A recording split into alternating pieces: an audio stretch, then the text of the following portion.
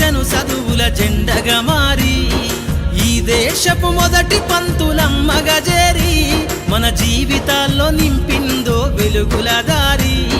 మరువద్దుర సమాజమా మహనీయులను మరువద్దుర సమాజమా మహనీయులను పూలే సావిత్రిబాయి త్యాగాలను అనగారిన జీవితాల్లో అక్షరధారి పొద్దై పొడిసెను చదువుల జెండగా మారి